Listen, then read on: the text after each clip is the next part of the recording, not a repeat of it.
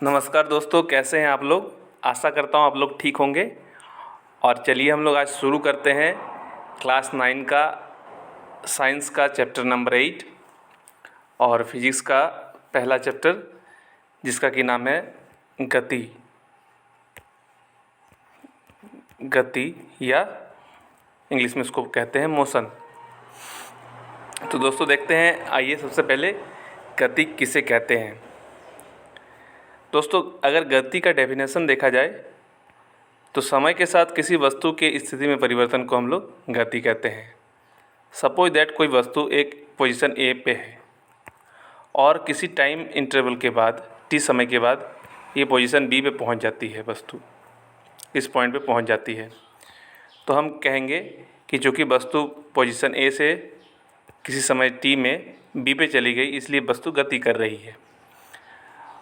वहीं पे देखिए दोस्तों, अगर ये वस्तु है और ये इसी पॉइंट पे रुकी हुई है, टी टाइम के बाद भी ये इसी पॉइंट में अगर रुकी हुई है तो इस वस्तु में गति नहीं हो रही है। यानी गति किसको कहते हैं, समय के साथ अगर वस्तु की स्थिति में परिवर्तन हो रहा है तो उसे गति कहते हैं। जैसे कि दोस्तों मेरे हाथ में एक डस्टर या चौक है या कलम है, उसको अगर मैं हाथ से छोड़ता हूँ तो वो नीचे आके गिरेगा। उसको नीचे गिरने में कुछ समय लगेगा, तो जो भी समय लगे उसको, समय के साथ उसकी स्थिति में परिवर्तन हुआ, यानी कि उस वस्तु ने, पेन ने गति की। तो दोस्तों ये होता है गति। गति का हम लोग कई सारा एग्जाम्पल अपने डेली लाइफ में देख सकते हैं। जैसे कि हमारे नाखून बढ़ रहे हैं, नाखून गति कर रहे हैं। जैसे कि हमारे बाल बढ़ रहे हैं, बाल भी गति कर रहे हैं। और दोस्तों जैसे एक गाड़ी किसी सड़क पे पार हो रही है तो वो गाड़ी भी गति कर रही है। ये जो सूर्य है, ये पृथ्वी है और हमारे प्लैनेट सिस्टम हैं, सारे ही गति कर रहे हैं और इस गति का काफ़ी इम्पैक्ट हमारे जीवन में पड़ता है दोस्तों। जैसे कि जो हमारा प्लैनेट अर्थ है, वो सन के राउंड में ये घूमता है। तो घूमता है, इसके वजह से क्या होता है दोस्तों, इसके वजह से जो मौसम है वो चेंज होता है और बारिश, धूप, सर्दी, ये सब इस प्लैनेट अर्थ में आते हैं। तो मौसम में परिवर्तन के लिए क्या रिस्पॉन्सिबल हुआ दोस्तों, ये पृथ्वी जो गति कर रही है, जो घूम रही है इस सन के चारों ओर, उस गति के कारण ही इस पृथ्वी में मौसम चेंज हो रहे हैं। और मौसम जो चेंज हो रहे हैं उसके वजह से इसमें बारिश हो रही है और जाड़ा, गर्मी वगैरह सब कुछ हो रहा है, जो कि पृथ्वी पे जीवन के लिए बहुत नेसेसरी है दोस्तों। इसलिए हम लोग इस एग्जाम्पल से देखते हैं कि ये गति कितना इम्पॉर्टेंट है। और जो पृथ्वी है दोस्तों वो अपने एक्सिस में भी घूम रही है, ये एक्सिस में घूम रही है। उसके कारण क्या हो रहा है, ये दिन और रात हो रहा है। तो गति के कारण दिन रात हो रहा है, गति के कारण ऋतु में परिवर्तन हो रहा है। इसलिए गति हमारा एक काफ़ी इम्पॉर्टेंट टॉपिक है और इसको आइए हम लोग थोड़ा विस्तार से देखते हैं। तो हम लोग समझ चुके हैं दोस्तों कि गति क्या होता है। गति होता है समय के साथ वस्तु की स्थिति में परिवर्तन को हम लोग गति कहते हैं। अब हम लोग देखते हैं कि जैसे मान लीजिए पृथ्वी अगर गति कर रही है दोस्तों, ये पृथ्वी है, अगर ये गति कर रही है तो हम पृथ्वी के ऊपर में ही कहीं पे हैं, तो हमें इस गति का पता चलना चाहिए, पर हमें ये पता नहीं चलता है। क्योंकि गति सापेक्षिक होती है दोस्तों। गति किसी पॉइंट के सापेक्ष में गति होती है। जैसे कि अगर मान लीजिए जो ये डायरेक्शन होता है, जिसमें इसको नॉर्थ, इसको साउथ, इसको ईस्ट या इसको वेस्ट कहा जाता है। तो हम लोग जैसे कहीं जाना होता है, कोई एड्रेस बताना होता है या किसी को कुछ समझाना होता है, तो हम लोग क्या कहते हैं, वो स्कूल, मान लीजिए सपोज दैट यहाँ पे एक स्कूल है, तो हम लोग क्या कहते हैं, स्कूल से वो और इस जगह पे उसको जाना है मान लीजिए, तो हम लोग क्या कहते हैं, आप तो उसको बताना होता है तो हम लोग क्या कहते हैं, आप इस जो स्कूल है उससे नॉर्थ यानी उत्तर दिशा में जाइए, आपको वो जगह मिल जाएगी। यानी कि उनको गति किस दिशा में करना है दोस्तों, उस स्कूल के सापेक्ष में करना है। यानी कि इससे क्या प्रूफ हुआ, जो गति होती है वो किसी पॉइंट के सापेक्ष में गति होती है। जैसे पृथ्वी के ऊपर हम लोग हैं तो हमें उसके गति का पता नहीं चल रहा है, लेकिन अगर हम लोग पृथ्वी के, ये अर्थ है, अर्थ के बाहर अगर चले जाएं, स्पेस में अगर चले जाएं तो हमें अर्थ का मूवमेंट यहाँ से दिखेगा और पता चलेगा, जो कि अर्थ के ऊपर रहने से हम लोग को पता नहीं चल रहा है। यानी कि इसका जो गति है वो क्या है, वो जब हम बाहर जाएंगे तब इस पॉइंट के सापेक्ष में इसका गति दिखेगा, इसके ऊपर में रहने से इसका गति हमें नहीं दिख रहा है। आइए हमने देख लिया कि गति क्या होती है। गति किसी वस्तु के स्थिति में समय के साथ जो परिवर्तन होता है उसको गति कहते हैं, और गति किसी बिंदु के सापेक्ष में होता है। और अब देखिए, जो गति होती है वो कई तरह की होती है। जैसे एक आपका है, सबसे जो हम लोग इसमें पढ़ेंगे वो सरल रेखीय गति के बारे में पढ़ेंगे। यानी कि सरल रेखीय गति मतलब जैसे कोई वस्तु एक सीधी, ये वस्तु A है, वो किसी पॉइंट पे है, वो सीधी रेखा में गमन कर रही है। एक वृत्तीय गति होती है, जैसे कोई पंखा है वो राउंड राउंड घूमता है, गोल गोल घूमता है, तो ये गति क्या होगी, पंखा का ये वृत्तीय गति होगी।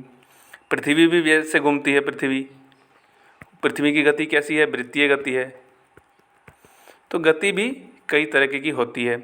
जैसे घड़ी का पेंडुलम आपने देखा होगा दोस्तों, वो ऑक्सीलेटरी, उसका गति कैसा होता है, घड़ी के पेंडुलम का गति क्या होता है, वो एक पॉइंट पे आता है, फिर दूसरे पॉइंट पे जाता है, फिर वापस उसी पॉइंट पे आता है, फिर वापस उसी पॉइंट पे जाता है, और एक पॉइंट से ये लगा होता है। तो ऑक्सीलेटरी मोशन इसका होता है। तो कई तरह के गति होते हैं। आइए अभी हम सबसे पहले एक सरल रेखीय गति के बारे में बात करें। तो सरल रेखीय गति का उदाहरण क्या है दोस्तों, जैसे मान लीजिए सबसे बेस्ट एग्जांपल है कि मैंने अपने हाथ से एक डस्टर को गिराया या चौक को गिराया, तो वो सीधे ज़मीन पे आके गिरेगी। तो ज़मीन पे आके गिरने के दौरान उस डस्टर एक सीधे लाइन में आके गिरेगी दोस्तों, उसका कोई भी चेंज इस डायरेक्शन में नहीं होगा, वो सीधा आके गिरेगी। तो इस प्रकार की गति को क्या कहेंगे हम लोग, इस प्रकार की गति को सरल रेखीय गति कहेंगे। जैसे कोई कार है, वो सीधी रेखा में जा रही है, ए से पॉइंट बी में गई, तो ये भी किस प्रकार की गति का एग्जाम्पल है, ये भी सरल रेखीय गति का, सरल रेखीय एक सीधी रेखा में जा रही है, यानी कि गति कैसी है, सरल रेखीय गति है।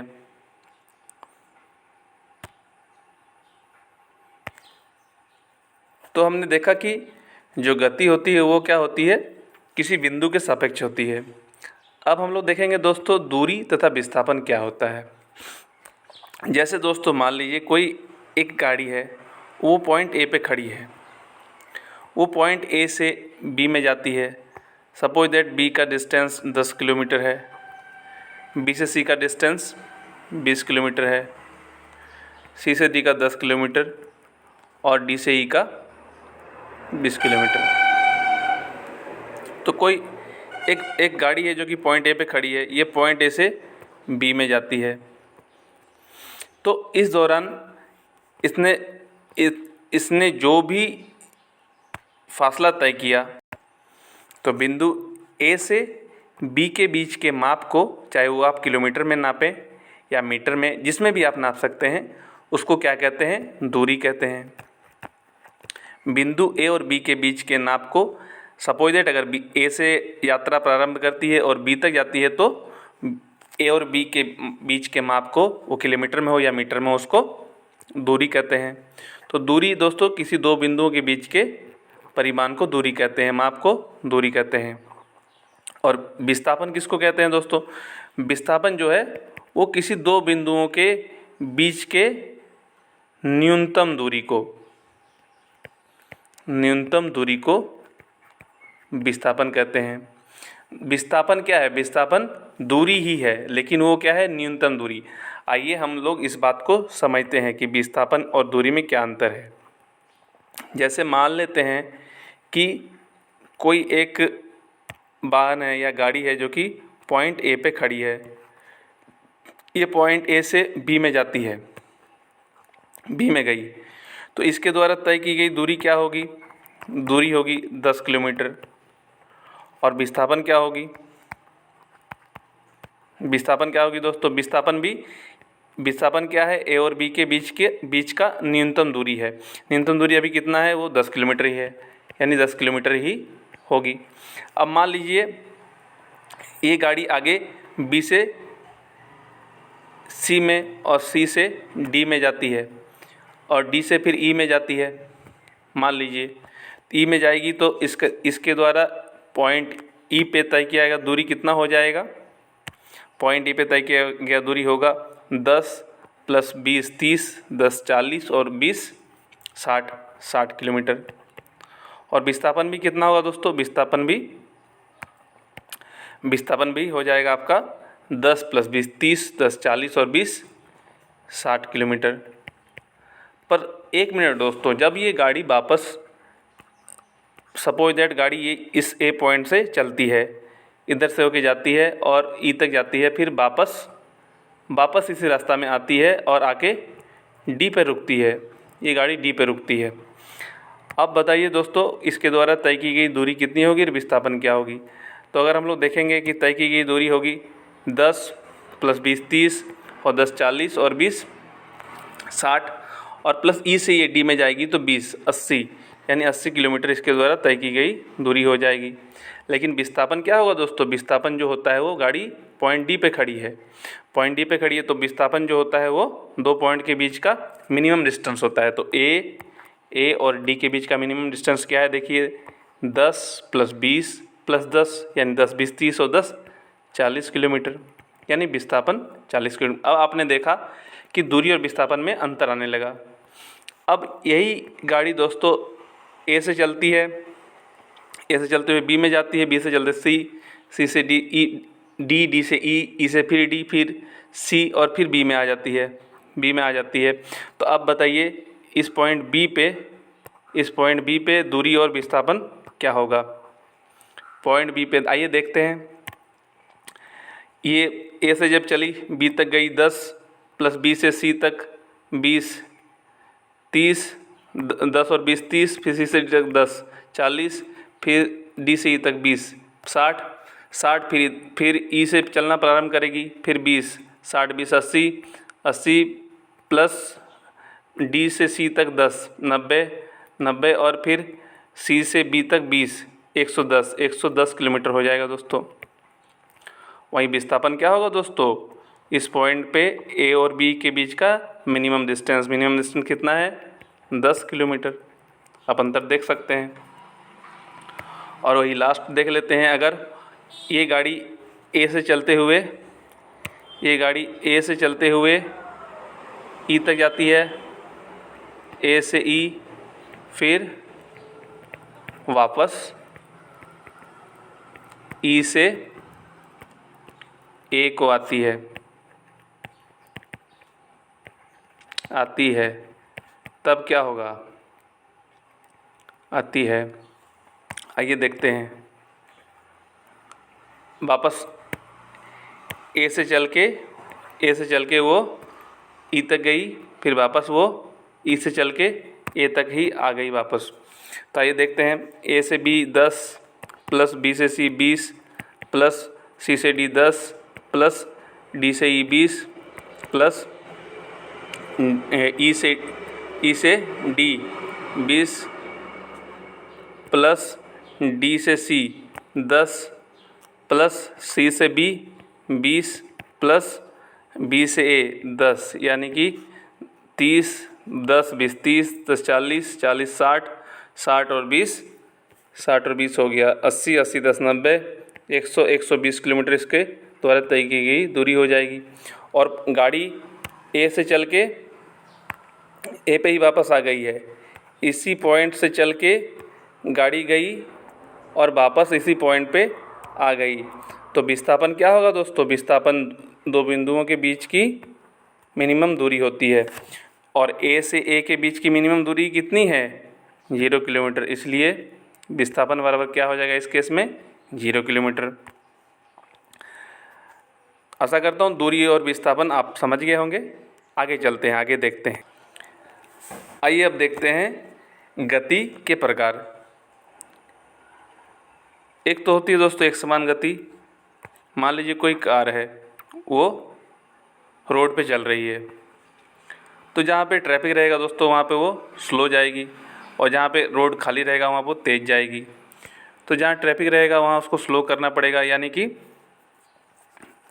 वो किस प्रकार की गति का उदाहरण होगा? वो असमान गति का उदाहरण होगा। लेकिन जैसे कोई वस्तु ऊपर से गिर रही है, छत से कोई ईंट गिर रही है, या कोई वस्तु ऊपर से एक कलम गिर रही है, वो जब नीचे गिरेगी तो किस तरह का गति होगा दोस्तों? क्या उसके गति में पूरे इस सफ़र के दौरान कोई परिवर्तन होगा? ऊपर से लेकर नीचे तक नहीं। जब तक वो ज़मीन पे नहीं टकरा जाएगी तब तक उसका गति एक समान ही रहेगा। यानी कि ये क्या हुआ? एक समान गति का एक उदाहरण हुआ। और जो कार रोड पे चल रही है, जो कि ट्रैफिक के वजह से रुक रही है, कभी तेज़ हो रही है, कभी कभी रुक रही है, कभी स्लो हो रही है, तो ये किस तरह का गति हुआ दोस्तों? ये असमान गति का एक उदाहरण हुआ। अब दोस्तों हमने देख लिया कि गति किसको कहते हैं। समय के साथ वस्तु की स्थिति में परिवर्तन को गति कहते हैं। अब वस्तु की स्थिति में परिवर्तन किसके साथ हो रहा है? समय के साथ। अब उसके गति के दर को हम मापेंगे। गति का दर यानी क्या हुआ कि हम लोग ये नापेंगे कि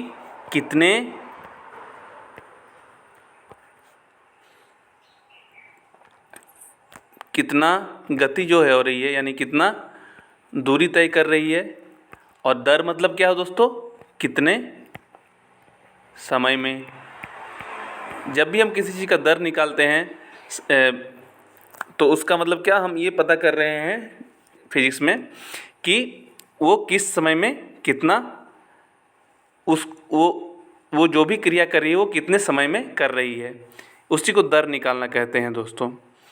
तो आइए देखते हैं, तो कितने समय में वस्तु की स्थिति में क्या परिवर्तन आ रहा है उसको क्या कहते हैं? उसको गति का दर कहते हैं। और गति के दर को ही क्या कहते हैं हम लोग? चाल कहते हैं। चाल या स्पीड कहते हैं। चाल का अर्थ होता है दोस्तों कि वो कितना दूरी तय कर रही है कितने समय में। चाल का मतलब होता है वो कितने समय में कितना दूरी तय कर रही है। स्पीड, जैसे आपने गाड़ी में स्पीडोमीटर देखा होगा दोस्तों। गाड़ी का स्पीडोमीटर होता है, उसमें कांटा लगा होता है और यहाँ पे 10, 20, 30, 40 ऐसे बना होता है। और जैसे ही हम लोग एक्सीलेटर लेते हैं तो ये कांटा आगे ये ऐसे इस तरह से भागती है। और यहाँ पे km/h लिखा होता है, किलोमीटर प्रति आवर। यानी कि ये क्या है? ये स्पीड यानी कि चाल को दिखाती है कि गाड़ी कितने स्पीड से चल रही है। यानी 10 किलोमीटर, सपोज दैट 10 किलोमीटर प्रति घंटा। इसका अर्थ क्या हुआ दोस्तों? इसका अर्थ हुआ कि एक घंटे में वो 10 किलोमीटर का चाल कर रही है, गाड़ी 10 किलोमीटर चल रही है। तो ये इसका दर हो गया, किसका? गति का। कि गति का दर मतलब क्या कि वो कितने देर में, यानी कि एक घंटे में कितना चल रही है? 10 किलोमीटर। वही स्पीडोमीटर में अगर 20 किलोमीटर या 50 किलोमीटर पर आवर आ रहा है, इसका मतलब क्या? वो एक घंटे में 50 किलोमीटर चल रही है। यानी इससे क्या पता चल रहा है दोस्तों? इससे ये पता चल रहा है कि कोई जो वस्तु है उसका स्थिति में जो परिवर्तन हो रहा है वो कितने समय में कितना परिवर्तन हो रहा है। और इसके बाद हम लोग देखते हैं एक औसत चाल होता है। मान लीजिए कोई गाड़ी है, वो चल रही है, वो कुछ दूरी तक कुछ चाल से चलती है। मान लीजिए ये 10 किलोमीटर तक कुछ चाल से चलती है, फिर 20 किलोमीटर तक वो कुछ चाल से चलती है, अगला 20 किलोमीटर कुछ चाल से अलग चाल से चलती है, स्पीड चलती है, स्लो चलती है। और इसको पूरा समय जो है वो इसमें जो लगता है वो 30 मिनट लगता है या 0.5 आवर लगता है, और इसमें इसको 2 आवर लगता है। तो जो औसत चाल होगा दोस्तों, एक क्या आता है? औसत चाल। औसत चाल क्या होता है? औसत चाल क्या होता है दोस्तों कि इसको, जैसे कोई गाड़ी है वो चल रही है, वो कुछ अलग अलग इससे चल रही है, ये मान लीजिए 10 किलोमीटर तक चलने में इसको 1 घंटा लगा, फिर अगला 20 किलोमीटर चलने में इसको 2 घंटा लगा। तो और ये फिर ये इस पॉइंट पे पहुंच गया ए से बी में, ये पॉइंट ए है, ये पॉइंट बी है। यहाँ से 10 किलोमीटर चलने में इसको 1 घंटा लगा, फिर वहाँ से अगला 20 किलोमीटर चलने में इसको 2 घंटा लगा। तो औसत चाल बराबर क्या हो जाएगा? औसत चाल बराबर हो जाएगा कुल दूरी बटा कुल समय। यानी कि इसमें कुल दूरी कितना है? 30 बटा कुल समय कितना है? 3 किलोमीटर ये आवर, यानी कट जाएगा 10 किलोमीटर पर आवर। तो इसका औसत चाल क्या निकला दोस्तों? 10 किलोमीटर पर आवर।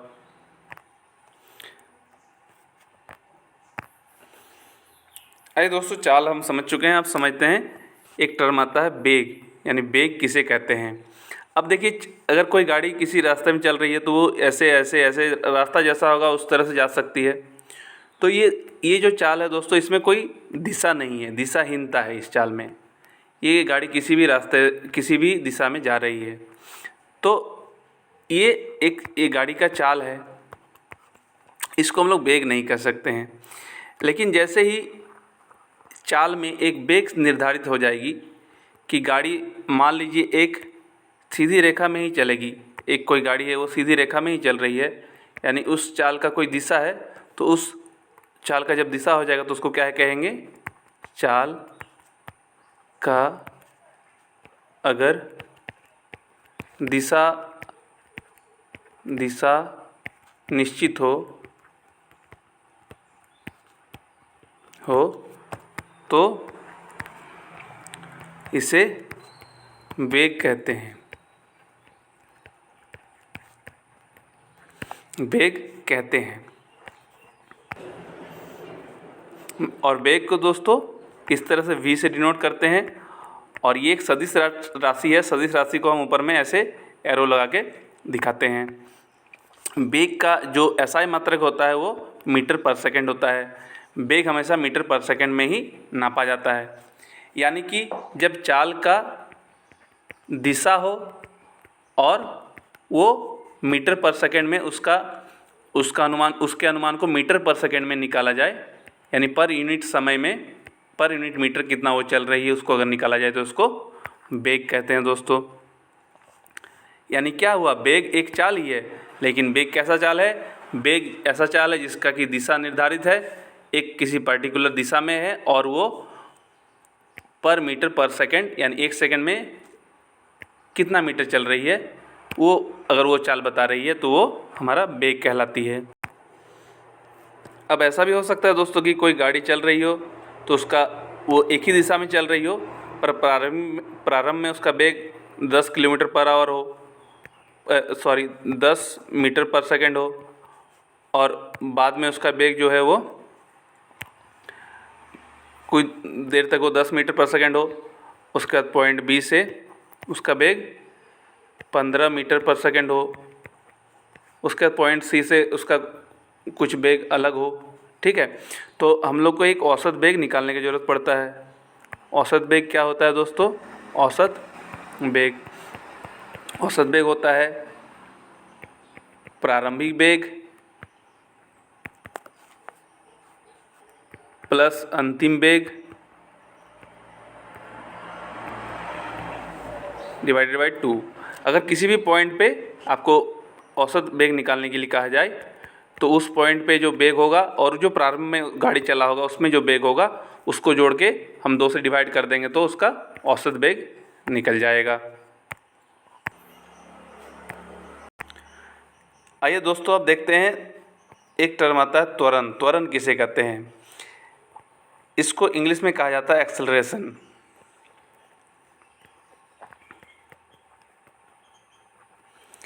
दोस्तों, आपने मोटरसाइकिल या कार में देखा होगा कि एक एक्सेलेरेटर होता है।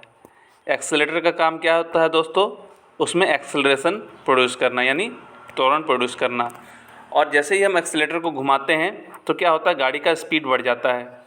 यानी कि त्वरण क्या है, त्वरण हम जो गाड़ी का स्पीड बढ़ाने के लिए जो एक्सीलरेटर का उपयोग किए, यानी त्वरण क्या करता है, गाड़ी का स्पीड को बढ़ाता है। यानी क्या हुआ, उसके गति में परिवर्तन करता है, गति में परिवर्तन।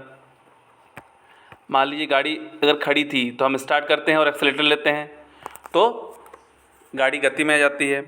बट जो गति में परिवर्तन होगा, मान लीजिए गाड़ी आपका 0 किलोमीटर, पहले जो खड़ी थी तो 0 किलोमीटर पर आवर उसका स्पीड था, आपने एक्सीलरेटर लिया और अब उसका स्पीड 30 किलोमीटर पर आवर हो गया। तो इसमें कुछ तो समय लगा होगा ना दोस्तों, मान लीजिए 40 सेकेंड, 50 सेकेंड, कुछ समय लगा होगा, या 1 मिनट, 2 मिनट, या आधा घंटा, कुछ भी लगा होगा।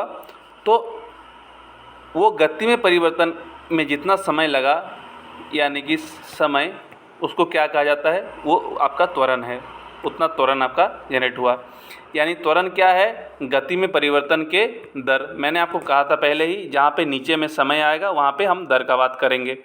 यानी कि गति में जो परिवर्तन हो रहा है एक्सीलरेटर को घुमाने से, उसमें जो समय लग रहा है, उसके रेशियो को हम लोग क्या कहते हैं, उसके अनुपात को हम लोग त्वरण कहते हैं। इसको दोस्तों ए से डिनोट किया जाता है।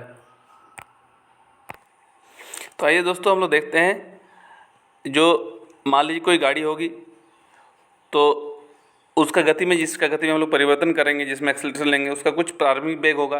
अगर गाड़ी रुकी हुई होगी तो उसका प्रारंभिक वेग 0 होगा, या गाड़ी कुछ रफ्तार से चल रही होगी तो उसका कुछ प्रारंभिक रफ्तार होगा 10 किलोमीटर पर आवर या 20 किलोमीटर पर आवर। या अगर गाड़ी रुकी हुई है और स्टार्ट करके हम चला रहे हैं, उसको एक्सीलरेटर डाल रहे हैं, तो वो 0 किलोमीटर पर आवर होगा। तो प्रारंभिक वेग को क्या कहते हैं दोस्तों, प्रारंभिक वेग को हम लोग u से डिनोट करते हैं। और एक्सीलरेटर लेने के बाद मान ली सपोज दैट वो 50 किलोमीटर पर आवर का स्पीड पकड़ ली, तो ये क्या है, ये अंतिम वेग है। अंतिम वेग को हम लोग v से डिनोट करते हैं। और मान लीजिए इस स्पीड से इस स्पीड में आने में इसको जो समय लगा, वो कितना समय लगा, मान लीजिए 30 सेकंड लगा, तो इसको हम लोग t से डिनोट करते हैं। तो त्वरण को हम लोग किससे डिनोट करते हैं, a से। तो त्वरण a इक्वल टू क्या हो जाएगा, गति में परिवर्तन। यानी गति में परिवर्तन क्या दोस्तों, अंतिम वेग, यानी अंतिम वेग क्या है, v माइनस प्रारंभिक वेग मतलब u, और लगा हुआ समय क्या है दोस्तों, t। तो a बराबर क्या होता है, v minus you by T, जिसमें v क्या है, v है अंतिम वेग, u है प्रारंभिक वेग, और t है टाइम, जो इस अंतिम वेग तक पहुंचने में जो समय लगा, प्रारंभिक वेग से इस प्रारंभिक वेग से इस अंतिम वेग तक पहुंचने में जो भी समय लगा, उसको t से नोट करते हैं। वो क्या होता है, वो एक्सेलरेशन होता है।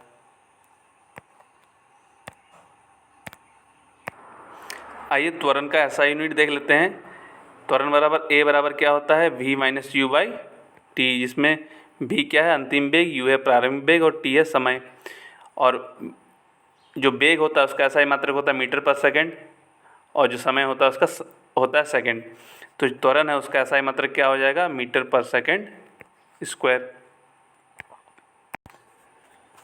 अब देखिए दोस्तों, जो त्वरण है वो दो तरह का हो सकता है। एक हो सकता है एक समान त्वरण, और एक होता है असमान त्वरण।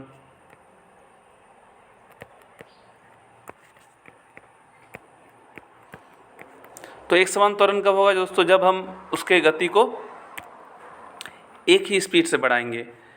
मान ली 10 सेकंड में वो 10 किलोमीटर पर आवर से बढ़ के 20 किलोमीटर पर आवर हो गया। फिर अगले 10 सेकंड में वो 20 किलोमीटर से 30 किलोमीटर पर आवर हो गया। फिर अगले 10 सेकंड में वो 40 किलोमीटर पर आवर हो गया। तो इसको क्या कहेंगे हम लोग, ये एक समान त्वरण हो गया। क्या हो रहा है, ये बराबर समय अंतराल में जो स्पीड है वो बराबर बढ़ रहा है। तो इसको हम लोग, ये किस तरह का एग्जाम्पल हो गया, ये एक समान त्वरण का एग्जाम्पल हो गया।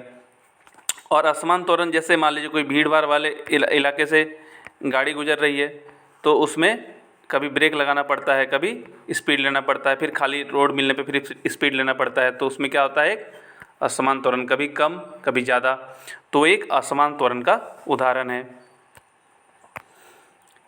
आइए दोस्तों, अब हम लोग देखते हैं दूरी समय ग्राफ के बारे में।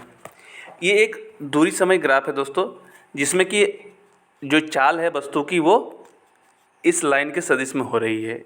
ये इस तरह का, ये चाल इस तरह से क्यों हो रही है, क्योंकि इस तरह से ग्राफ ये क्यों बन रहा है, क्योंकि ये एक समान चाल है, यानी कि इसमें जो दूरी और समय का जो अनुपात है वो बराबर है हर जगह। ये किसी भी पॉइंट पे आप निकालेंगे, इस पॉइंट पे या इस पॉइंट पे, ये दूरी और समय का जो अनुपात रहेगा वो बराबर रहेगा।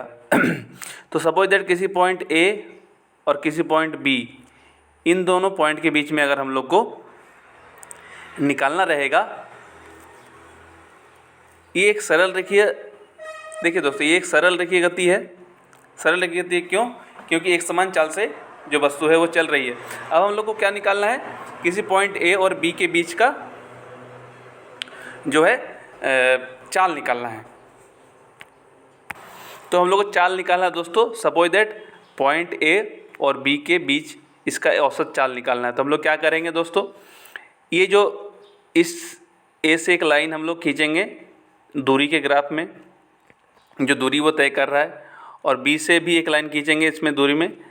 हम लोग जो दूरी है उसको एस से डिनोट करते हैं, तो इस पॉइंट को S1 मानेंगे, इस पॉइंट को S2 मानेंगे। और इसी तरह से हम लोग नीचे समय वाले ग्राफ में एक लाइन खींचेंगे, इसको T2 और इसको जहाँ पे ये ग्राफ में लाइन मिलेगा उसको T1 मानेंगे। ये पॉइंट T1 है, ये T2 है। अब देखिए दोस्तों, जो चाल होता है वो क्या होता है, जो फॉर्मूला हमने देखा था उससे चाल होता है वो दूरी बटा समय। तो आइए इस दो पॉइंट के लिए देखते हैं, इस दो पॉइंट के लिए दूरी क्या होगा, दूरी ये होगा, ये जो डिस्टेंस है यहाँ से लेके यहाँ तक यही होगा ना दोस्तों। तो ये डिस्टेंस क्या होगा, ये पूरा डिस्टेंस जो है ये यहाँ से लेके यहाँ तक, उसमें ये डिस्टेंस माइनस कर देंगे तो ये वाला डिस्टेंस हमारा निकल जाएगा। तो यहाँ से यहाँ तक का पूरा डिस्टेंस कितना है, यहाँ से यहाँ तक का डिस्टेंस आप देखिए, यहाँ से यहाँ तक का है S2, उसमें कौन सा माइनस करेंगे, यहाँ से यहाँ वाला माइनस कर देंगे। डिस्टेंस कितना है, माइनस S1 बटा समय कितना है दोस्तों, देखिए यहाँ से यहाँ तक ये जो पूरा समय लगा इस जगह से, तो समय क्या है दोस्तों, देखिए इस जीरो से लेके यहाँ तक ये T2 है, T2 में इसको यहाँ से ये वाला जो समय है T1, यहाँ से ये वाला समय, ये वाला इसको माइनस कर देंगे तो ये जो समय का पोर्शन है हमारा, ये पोर्शन निकल जाएगा। तो T2 माइनस T1। तो इस प्रकार से हम लोग ग्राफीय विधि से भी चाल निकाल सकते हैं दोस्तों। आइए दोस्तों, अब वेग समय ग्राफ के बारे में देखते हैं। यानी एक एक्सिस हम लोग का जो वाई एक्सिस है वो वेग को दिखाएगा, और एक एक्सिस जो है एक्स एक्सिस वो हमारे समय को दिखाएगा, रिप्रेजेंट कर रहा है इसमें। अब हम लोग इस कंडीशन में बात कर रहे हैं जब चाल जो है वो एक समान चाल है। तो एक समान चाल, ये वेग दिखा रहा है, ये यानी चाल दिखा रहा है, ये लाइन आपका मान लीजिए एक समान चाल है। तो एक समान चाल मतलब क्या, ये 20 किलोमीटर मान लीजिए, सपोज 20 किलोमीटर पर आवर का चाल है। तो समय जैसे जैसे बढ़ेगा, समय इधर बढ़ता है, चाल हमारा एक समान चाल रहेगा, सपोज दैट ऐसे। तो हमारा ये ग्राफ कैसा बनेगा, इस तरह का स्ट्रेट लाइन बनेगा। अब मान लीजिए किसी बिंदु A और B के बीच का हम लोग को कुछ भी निकालना होगा, तो कैसे निकालेंगे। ये बिंदु जो है ये हम लोग क्या, ये लाइन हम लोग क्या दिखा रहा है, ये हम लोग को वेग दिखा रहा है। ये लाइन हम लोग क्या दिखा रहा है, समय दिखा रहा है। तो इस दो बिंदु के बीच का हम लोग क्या निकालना रहेगा, दूरी निकालना रहेगा दोस्तों। तो हम लोग कैसे निकालेंगे, आइए देखते हैं। मान लीजिए ये दो पॉइंट जो हम लोग को मिला, इस दो पॉइंट से हम लोग नीचे इस तरह से लाइन खींचते हैं। एक लाइन हम लोग को यहाँ पे 50 में मान लीजिए मिला, एक लाइन हम लोग को इसमें यहाँ पे 15 आवर पे मिला। और ये जो हमारा चाल है वो 20 किलोमीटर पर आवर का ही चाल है, क्योंकि एक समान चाल से जो वस्तु है किससे जा रही है, एक समान चाल से जा रही है। तो हम लोग का दूरी बराबर क्या हो जाएगा दोस्तों, आइए देखते हैं। दूरी बराबर होता है चाल गुना समय। तो ये जो चाल होगा वो क्या रहेगा, एक कांस्टेंट ही रहेगा, जो भी है मान लीजिए 20 रहेगा, वो इस लाइन से हम लोग को मिलेगा। और जो समय रहेगा वो समय किस लाइन से, जो चाल रहेगा आपका, वो चाल ये लाइन आपको बताएगा। ये चाल जो भी रहेगा ये कांस्टेंट, हर जगह पे ये कांस्टेंट है, हर जगह पे ये बराबर है। ये चाल ये 20 है मान लीजिए, और ये जो समय है हम लोग कौन सा लाइन बताएगा, ये लाइन बताएगा। ये लाइन या ये लाइन जो बराबर होगा वो क्या होगा, इसमें से ये जो पूरा दूरी होगा यहाँ से लेके यहाँ तक, इसमें से हम लोग इस दूरी को माइनस कर देंगे यहाँ से यहाँ तक का, तब हम लोग को ये वाला दूरी मिल जाएगा, ये वाला चीज़ मिल जाएगा, ये टाइम टी जो भी होगा। इसमें जैसे ये पॉइंट है 50 और ये पॉइंट है 15, तो 50 में से 15 माइनस कर देंगे, तो 50 माइनस 15 जो भी आएगा दोस्तों। यानी कहने का मतलब क्या कि आप देख सकते हैं इसमें हमारा क्या हो रहा है, इसमें हो ये रहा है दोस्तों कि मान लीजिए कि अगर ये कोई एक चतुर्भुज है, या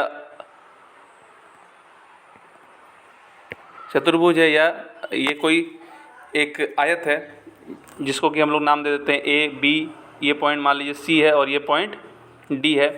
तो हमारा जो दूरी हो रहा है वो क्या हो रहा है, दूरी ये वाली भुजा इंटू ये वाली भुजा हो रहा है, यानी कि ए बी इंटू ये वाली भुजा क्या है, ए डी हो रही है। यानी कि A B into A D बराबर क्या, ये जो चतुर्भुज हम लोग को मिला है इसका क्षेत्रफल। यानी कि हमें क्या पता चला कि दूरी, वेग और समय का जो ग्राफ है उसमें जो दूरी होता है, जो दूरी हम निकालते हैं वो दूरी क्या होता है, उसके नीचे का जो हम लोग को जो भी आकृति मिलती है उसका क्षेत्रफल जो होता है वही उसका दूरी होता है। आगे हम लोग और एक उदाहरण में देखते हैं। तो हमने देखा वेग और समय का ग्राफ, जिसमें क्या था, चाल एक समान था। अब हम लोग देख रहे हैं क्या, जिसमें त्वरण जो है वो एक समान होगा, यानी चाल इसमें अलग होगा लेकिन जो त्वरण होगा वो एक समान त्वरण होगा। यानी कि हम लोग कैसा मिलेगा, ये एक स्ट्रेट लाइन मिलेगा। त्वरण जो होता है वो देखिए, अगर हम उसको एक निश्चित अनुपात में वेग और समय के अनुपात में उसको बढ़ाएंगे तो हर जगह पे, हर पॉइंट पे ये क्या होगा, ये वेग और समय का अनुपात जो है वो बराबर होगा। यानी कि ये एक समान त्वरण का एक उदाहरण, इस तरह से हम लोग को ग्राफ मिलेगा एक समान त्वरण में। तो इस तरह का जब हम लोग ग्राफ मिलेगा दोस्तों, तब हम लोग किसी दो पॉइंट के बीच में, पॉइंट ए और पॉइंट मान लीजिए ये है पॉइंट बी, इन दोनों के बीच में अगर हम लोग को कुछ भी निकालने के लिए कहा जाएगा, मान लीजिए दूरी निकालने के लिए कहा जाएगा कि जब ये वस्तु पॉइंट ए से पॉइंट बी तक चला गया तो इसने कितनी दूरी तय की। तो हमारे पास क्या है, हमारे पास एक तो समय है, एक वेग है। तो हमें क्या पता करना है, ये पॉइंट ए और पॉइंट बी के बीच की दूरी पता करनी है। तो कैसे पता करेंगे, दूरी बराबर हमने क्या देखा है कि दो पॉइंट के बीच की दूरी क्या होती है, ये जो नीचे जितना भी बन रहा है हमारा, ये क्षेत्रफल जो होता है वही दूरी होती है। तो ये जो क्षेत्रफल होगा नीचे का, ये दूरी होगी। तो ये वाला जो पॉइंट है इसको हम लोग सी मान लेते हैं, यहाँ पे एक पॉइंट इसको डी मान लेते हैं और यहाँ पे एक पॉइंट इसको ई मान लेते हैं। ठीक है दोस्तों, तो ये जो क्षेत्रफल है वही क्या होगी, वो दूरी होगी। तो ये दूरी किसके बराबर होगी, क्षेत्रफल क्या है, क्षेत्रफल में एक पहला तो ये त्रिभुज है, ये त्रिभुज, और ये एक चतुर्भुज है। तो इन दोनों त्रिभुज और चतुर्भुज के क्षेत्रफल को अगर जोड़ कर देंगे तो हमें क्या मिलेगी, दूरी मिलेगी। यानी कि ए बी सी का क्षेत्रफल प्लस ACED का क्षेत्रफल। तो इन दोनों का क्षेत्रफल अगर हम लोग निकालेंगे तो हम लोग को क्या मिलेगा, ये दूरी मिल जाएगी। तो त्रिभुज का क्षेत्रफल बराबर क्या होता है दोस्तों, 1/2 गुना आधार गुना ऊंचाई। आधार इसमें क्या है, इस त्रिभुज में, त्रिभुज ABC में आधार क्या है दोस्तों, इसका आधार है AC, यानी कि इस त्रिभुज ABC के रिगार्डिंग हम लोग बात कर रहे हैं। ABC के रिगार्डिंग हम लोग बात कर रहे हैं। तो इसका आधार क्या है दोस्तों, AC।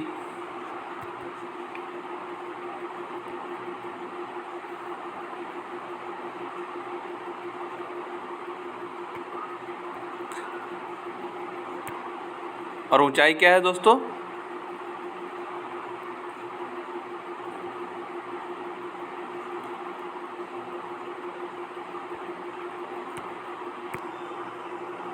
आधार क्या है दोस्तों, ये AC आधार है और ऊंचाई क्या है, ये BC ऊंचाई है। तो ये AC इंटू BC प्लस, अब ये जो चतुर्भुज है इसका क्षेत्रफल क्या है, ये देखा जाए तो एक क्या है, एक रेक्टेंगल है या आयत है। आयत का क्षेत्रफल क्या होता है, लंबाई गुना चौड़ाई। इसमें लंबाई क्या है, AC, देखिए ये लंबाई AC या ED कुछ भी आप ले लें, AC या ED इंटू चौड़ाई क्या है, CD या AE। तो इस तरह से दोस्तों हमें इसका एरिया जैसे हम इसका निकाल लेंगे तो हमें क्या प्राप्त हो जाएगी, ये दूरी प्राप्त हो जाएगी। दोस्तों अभी तक हम लोग देख रहे थे कि जब एक समान त्वरण हो तब किस तरह से हमें एक स्ट्रेट लाइन मिल रहा था, जहाँ पे कि वेग का और जो ये समय था, इधर वेग था और इधर समय का अनुपात था, वो हर जगह समान था। लेकिन अब देख रहे हैं दोस्तों हम लोग एक केस जिसमें कि समान जो त्वरण है वो असमान अगर हो तो क्या होगा। समान त्वरण के लिए हमने देख लिया, अब असमान त्वरण के लिए मान लीजिए किसी समय, किसी टाइम t 10 सेकंड पे इसका जो त्वरण है जिस स्पीड से बढ़ रहा है, ये जो वेग है वो 10 किलोमीटर पर आवर है। उसके बाद 20 सेकंड पे ये 20 किलोमीटर पर आवर के स्पीड से इसका स्पीड बढ़ने लगा। देखिए दोस्तों फिर जो है कुछ 30 सेकंड के लिए इसमें कुछ वो घट के फिर वो 10 किलोमीटर पर आवर के स्पीड पे आ गया। फिर इसमें जो है फिर बढ़ोतरी हुई, फिर वो 30 किलोमीटर पे आ गया, फिर बढ़ोतरी हुई, फिर वो 40 किलोमीटर पे आ गया, फिर इसमें घटा ये 20 किलोमीटर पे आ गया। तो ये किस तरह का हमें एक ग्राफ मिल रहा है, एक जिगजैग ग्राफ मिल रहा है। क्यों मिल रहा है दोस्तों, क्योंकि ये यहाँ पे जो त्वरण है वो असमान त्वरण है, यानी कि त्वरण समय के साथ कभी बढ़ रहा है, कभी घट रहा है, कभी बढ़ रहा है, कभी और बढ़ रहा है, कभी और घट रहा है। तो इसलिए जब असमान त्वरण होगा तो हम लोग किस तरह ग्राफ मिलेगा, इस तरह का ग्राफ मिलेगा। कुछ फॉर्मूला होते हैं दोस्तों, आइए देखते हैं वो क्या होते हैं एक करके। V = U + AT, जिसमें V क्या है दोस्तों, वेग है, अंतिम वेग है, U जो है वो प्रारंभिक वेग है, A जो है वो त्वरण है और T समय है। तो इस फॉर्मूला को, चूँकि इस वीडियो में ये लंबा हो जाएगा इसलिए आगे किसी नेक्स्ट वीडियो में हम लोग बताएंगे इसको ग्राफीय विधि से, जो हमने अभी वेग और समय का जो ग्राफ बनाया उसके माध्यम से इसको इस फार्मूला को प्रूव करेंगे। तो ये फार्मूला कुछ आप याद कर लेंगे जो कि आपको न्यूमेरिकल को सॉल्व करने में काम आएंगे। S = UT + ½ AT²। ये दूसरा फार्मूला होता है जिसमें S क्या है दोस्तों, दूरी है। मैंने आपको बताया था कि दूरी को S से डिनोट करते हैं। U जो है वो इनिशियल स्पीड, प्रारंभिक वेग है, plus ½ AT 1/2 acceleration into time का स्क्वायर। तो ये दूसरा फार्मूला हो गया। इसको भी हम लोग ग्राफिक बेसिस से सॉल्व कर प्रूव करके बताएंगे किसी दूसरे वीडियो में, वीडियो ट्यूटोरियल में। और तीसरा फार्मूला होता है दोस्तों V² = U² + 2AS, जिसमें V क्या है, ये अंतिम वेग है, u जो है प्रारंभिक वेग है, a एक्सेलरेशन है और s आपका डिस्टेंस है या दूरी है। तो ये 3 फार्मूला है दोस्तों, इसको आप याद कर लेंगे, ये आपके न्यूमेरिकल सॉल्व करने में इस चैप्टर के काम आएंगे। इसको हम ग्राफीय विधि से इसको नेक्स्ट किसी वीडियो में सॉल्व करेंगे। आइए देखते हैं अगला टॉपिक। आपने दोस्तों किसी धावक को दौड़ते हुए देखा होगा। मान लीजिए कि वो एक चतुर्भुजाकार क्षेत्र में दौड़ रहा है। वो यहाँ से दौड़ना प्रारंभ करेगा और इस क्षेत्र में ऐसे दौड़ेगा, ऐसे दौड़ेगा, ऐसे दौड़ेगा, ऐसे दौड़ेगा। तो उसको कितना बार मुड़ना पड़ेगा दोस्तों? यहाँ पे एक बार, यहाँ पे एक बार, 2 बार, यहाँ पे एक बार, 3 बार, फिर यहाँ पे एक बार, 4 बार, ऐसे करके मुड़ना पड़ेगा। अगर वो पंचभुजाकार क्षेत्र होगा तो उसे 5 बार मुड़ना पड़ेगा। इस तरह से जैसे जैसे हम इसको भुजा को बढ़ाते जाएंगे उसे उतना ज़्यादा बार मुड़ना पड़ेगा। भुजा बढ़ाते बढ़ाते दोस्तों एक समय ऐसा आएगा कि जब हमें एक क्या होगा, वो लगभग वृत्त के बराबर आ जाएगा। ये बिल्कुल ये वृत्त के बराबर वो बन जाएगा। तो इस तरह की गति को हम लोग क्या कहेंगे? वृत्तीय गति कहेंगे। आपने अक्सर देखा होगा अपने घर में पंखा को घूमते हुए। तो पंखा का जो घूमना है वो क्या है? एक समान वृत्तीय गति का उदाहरण है। वो क्या कर रहा है? पंखा के जो आपके पंख हैं वो एक वृत्तीय गति में घूम रहे हैं और उसका जो त्वरण क्या है, वो त्वरण बदल नहीं रहा है, वो त्वरण एक सा ही है, एक ही गति से घूम रहा है। अगर आप पंखा के स्पीड को चेंज नहीं करते हैं तो इसका आप देख लेते हैं। इसमें इसका जो वेलोसिटी है या वेग है वो किस तरह से निकालेंगे। वेग बराबर क्या होता है दोस्तों? दूरी बटा समय। तो मान लीजिए ये वृत्तीय पथ में यहाँ से चालू करेगा कोई, यहाँ से घूमते हुए वो फिर इसी जगह पे आएगा। इसमें मान लीजिए इसको जो समय लगेगा वो t टाइम लगेगा और जो एरिया ये जो दूरी ये तय करेगा वो कितना दूरी तय करेगा हम लोग जानते हैं। दूरी बराबर क्या होगा? इस वृत्त की परिधि या सर्कमफेरेंस। तो वृत्त की परिधि क्या होती है? 2πr। मान लीजिए ये जो वृत्त है उसका रेडियस है r। तो इस यहाँ से शुरू करके वो वापस जब इसी पॉइंट पे आएगा तो कितना दूरी तय करेगा? ये 2πr दूरी तय करेगा। यानी वेग इसका क्या हो जाएगा? 2πr divided by t। तो किसी वृत्तीय गति में जो हमारा वेग है वो क्या होता है? 2πr बाई t होता है। तो इस तरह से दोस्तों हमने जो हमारा क्लास 9 का फिजिक्स का पहला चैप्टर था उसको कंप्लीट कर लिया है, मोशन या गति को। मैं आशा करता हूँ आप लोग सारा न्यूमेरिकल जो इसका है या जो इसके क्वेश्चंस हैं आप उसको बनाएंगे, सॉल्व करेंगे और सारा आपका जो है सॉल्व हो जाएगा। अगर कोई डाउट होता है तो आप हमारे कमेंट सेक्शन में हमें बता सकते हैं। अगर कोई भी टॉपिक आपको समझने में कोई परेशानी हुई है, आपका कोई सजेशन हो, वो भी आप हमें हमारे कमेंट सेक्शन में बता सकते हैं और सॉल्व कीजिए। मैं किसी और वीडियो में आपको इसका जो क्वेश्चन आंसर्स है और इसके जो न्यूमेरिकल्स हैं उसको सॉल्व करके मैं इसमें डाल दूँगा। और तब तक के लिए हमारे साथ जुड़े रहिए और देखते रहिए। खुश रहिए, आबाद रहिए। धन्यवाद।